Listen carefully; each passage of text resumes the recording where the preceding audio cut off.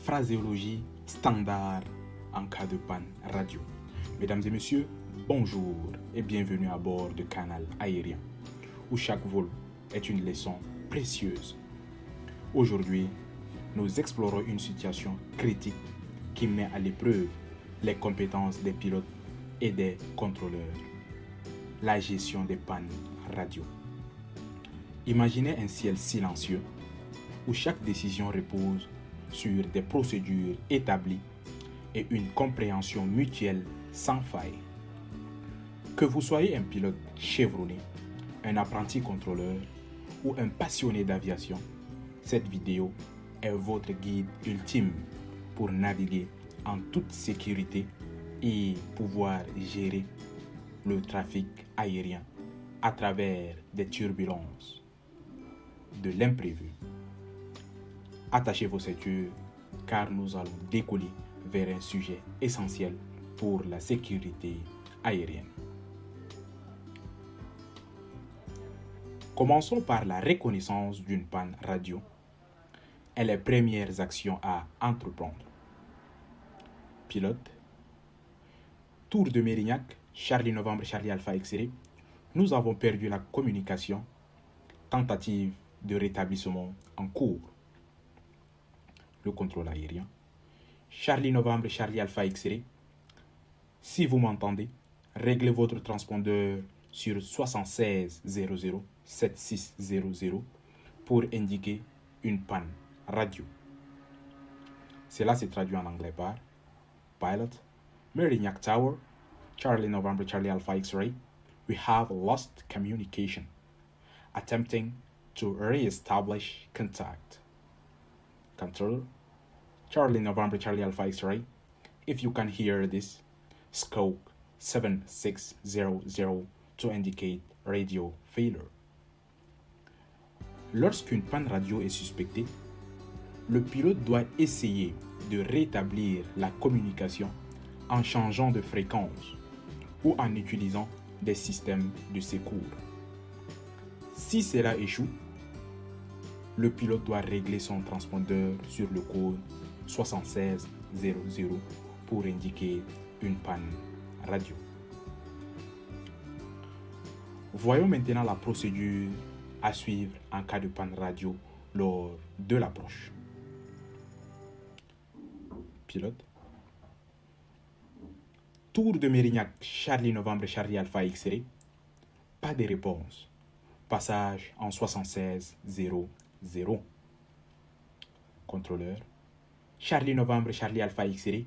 Si vous m'entendez, continuez l'approche selon l'autorisation et surveillez les signaux lumineux de la tour. En anglais. Mérignac Tower, Charlie November, Charlie Alpha X-Ray. No response. Switching to 7600. Controller. Charlie November, Charlie Alpha X-Ray.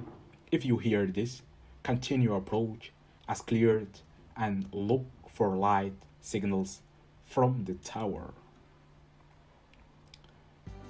En cas de panne radio pendant l'approche, le pilote doit suivre la dernière clairance reçue et se préparer à atterrir en utilisant les signaux lumineux de la tour de contrôle. Un feu vert continu signifie que l'atterrissage est autorisé, tandis qu'un feu rouge continu signifie que l'atterrissage n'est pas autorisé. Examinons maintenant la procédure en cas de panne radio au départ. Pilote. Tour de Mérignac, Charlie Novembre, Charlie Alpha X-Ray, nous avons perdu la communication après le décollage. Contrôleur, Charlie Novembre, Charlie Alpha X-Ray, si vous m'entendez, montez à l'altitude initiale et suivez la procédure de départ standard. Cela se traduit en anglais par Pilot, Mérignac Tower, Charlie November, Charlie Alpha X-Ray. We have lost communication after takeoff. Controller, Charlie November, Charlie Alpha X-Ray. If you hear this, climb to the initial altitude or flight level and follow the standard departure procedure. Après une panne radio au départ, le pilote doit continuer à monter jusqu'à l'altitude initiale prévue et suivre la procédure de départ standard. Il est important de rester vigilant et de surveiller les autres trafics. Enfin, voyons la procédure à suivre en cas de panne radio en croisière. Pilote. Contrôle de Mérignac. Charlie Novembre, Charlie Alpha X-Ray. Nous avons perdu la communication en route. Contrôleur. Charlie Novembre, Charlie Alpha X-Ray. Si vous m'entendez, continuez vers le prochain point de cheminement et maintenez l'altitude assignée au niveau de vol assigné. Cela se traduit en anglais par Pilot. Mérignac Control. Charlie November Charlie Alpha X-Ray. We have lost communication en route. Controller. Charlie November Charlie Alpha X-Ray. If you hear this, proceed to the next waypoint and maintain the last assigned flight level or altitude. En croisière, si une panne radio survient, le pilote doit continuer vers le prochain point de cheminement et maintenir l'altitude assignée ou le niveau de vol assigné jusqu'à ce qu'il puisse rétablir la communication ou atteindre une destination où la communication peut être établie. Pour récapituler, la gestion des pannes radio nécessite une reconnaissance rapide, une réponse appropriée en suivant les procédures standards et une communication efficace avec les autres aéronefs et le contrôle au sol lorsque cela est possible. La sécurité aérienne dépend de la vigilance et de la coopération de tous les acteurs. Mesdames et messieurs, vous venez de franchir une étape essentielle pour la maîtrise de la gestion des pannes radio.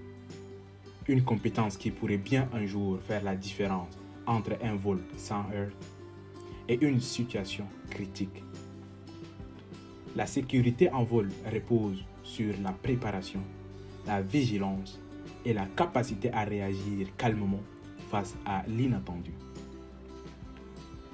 Si cette vidéo vous a éclairé, abonnez-vous, partagez vos retours en commentaire et n'oubliez pas d'activer la cloche pour être aux premières loges de nos prochaines aventures aériennes. Ici, sur Canal Aérien, nous explorons ensemble les cieux, un scénario à la fois. À très bientôt pour de nouvelles découvertes aéronautiques sur Canal Aérien.